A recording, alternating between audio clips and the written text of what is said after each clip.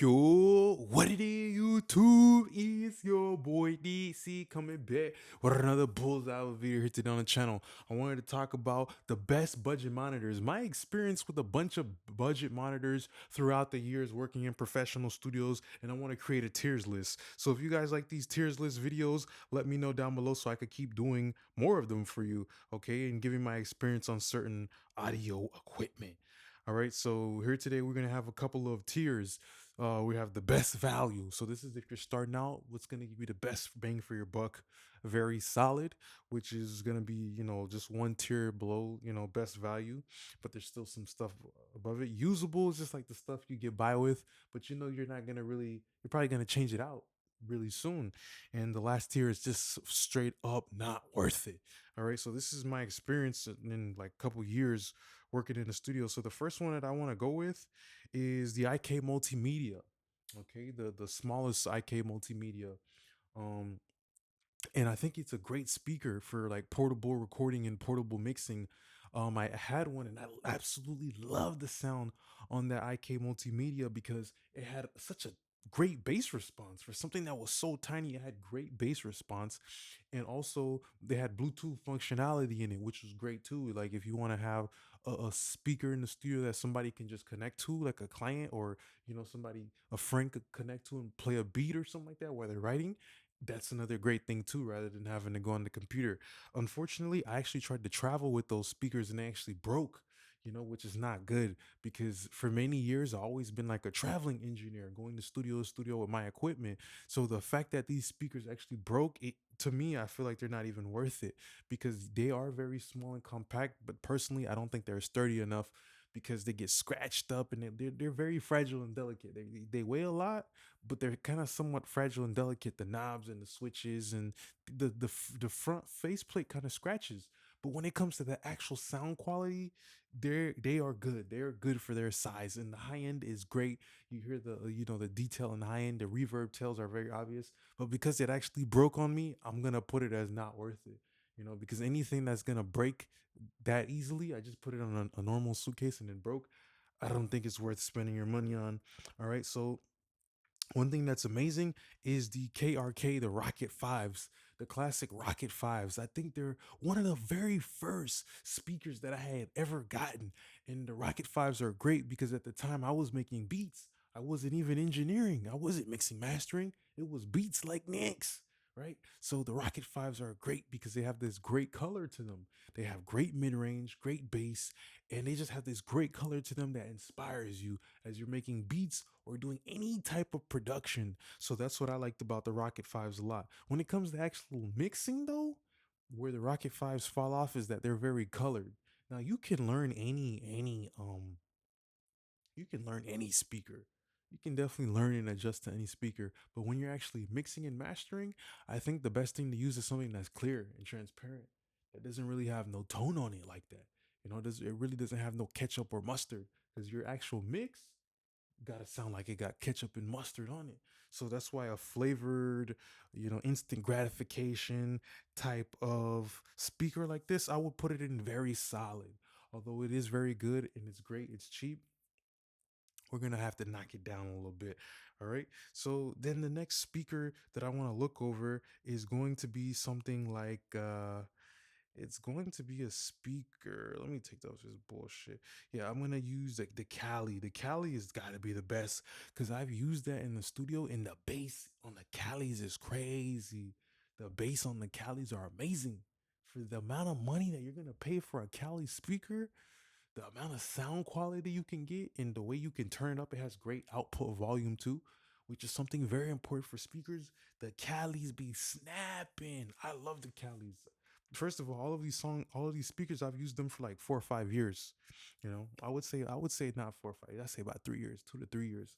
This is like a cumulative experience of traveling to studio. And every time I see a pair of Calis, I start rubbing my hands like Birdman. Oh yeah, that shit gonna sound good and accurate because I love the way the Calis translate, especially in the mid range. The Calis have a wonderful way of displaying the mid range as they have that big old, really, really nice detailed mid range driver. A really nice mid range driver that, kind of helps you really figure out what's going on between the kick and the vocal. You know, the energy there and the snare and everything. So I like how they all already have a built-in limiter too. Of course, maybe some of these speakers have other built-in limiters, but the built-in limiters on these are really, really, really good. They're really good. I like the way they don't color up the sound too much and crunch up like a lot of other speakers. All right. So now we're gonna talk about the Neumann, which I think is a very solid monitor. Like the Neumann, I had the Neumann for a long time, and they are very usable for mixing because they are very transparent. They don't really have a hyped up low end. They don't really have a hyped up mid range or a hyped up high end. It's pretty flat. It's as flat as it can be. You know, it's just a very flat speaker. I just think that if you're gonna buy the Neumann KH80, which is the one that I had for like a good amount of time, you definitely need to get the KH150, the subwoofer. The subwoofer, you need to get that to maximize those speakers. Like, you're not getting the most out of those speakers if you don't have a subwoofer. Now, a lot of these other speakers, they're great without a subwoofer, but the KH80s are truly, they were made to be a part of a set with the KH80 and the 150, KH150 subwoofer. Mm. Yeah, that thing. So yeah, that thing is very expensive, bro. That thing is like, well, a rack, maybe more. But the sound quality that you get when you put together a KH80 with the woofer is amazing. But the speaker by itself, I feel like there's a lot of port noise. I feel like there's a lot of port noise, especially when you crank it up at a certain point. So port noise to me is like a problem that I did not enjoy, even though I keep it at a very low volume. Uh, Sometimes you want to turn up your speakers. A lot of times you want to turn it up so you can feel the music. And I appreciate the flatness and the transparency of the Neumann KH80s, but they lack without that subwoofer. So that's why I'm gonna put it in a very solid but useful. When it comes to usable, Oratones are really good. I just feel like nowadays there's a lot of good plugins that have the Oratone sound built into it. You know, maybe they have like a master plan, and then there's other things like metric AB. They have like, okay, we can round off the high and the low and put it in mono. So I don't really see the need to even waste money on a pair of Oratones when you could put that money towards a really good speaker that you like the Calis or something like that. So I don't really see the value. The Oratones are nice, but it's kind of like wearing a fucking top hat in a fucking suit and, you know, like a back in the days outfit. You know what I mean? It's just kind of old and like outdated. You don't really need to do that. You can do it, but you really just don't need to do that. So that's what we're kind of looking at right now, okay? And now the overtones are good because they'll help you like level the vocal, the mid channel and stuff like that. But you can just solo those elements yourself. You just solo those things and you balance them yourself. Maybe you collapse your DAW, the master fader to mono. You really you don't really need to have overtones anymore. Like you just don't. You know, I don't. They're good, but I've had them for over a year, and I feel like when I didn't have them, I was still able to do good work. Okay, and there's plugin alternatives. Okay, so now a speaker that is not worth it is the Presona Iris. In 2020, I say I mixed maybe 60 to 70 songs with those speakers, and they're okay. They're okay, but they're really not that good. And when you start to crank them up, you really get a lot of distortion. They're kind of like the speaker that your auntie would buy for you if she didn't know what to get you for Christmas. She says, "Yeah, get him a fucking pair of PreSonus Eras. It's his first studio. My little cousin wants to mix and master. You know, now it would be some shit like that. My little nephew. You know, I don't want to shit on it, but I've done a lot of songs on it, and I just think that it distorts pretty fast.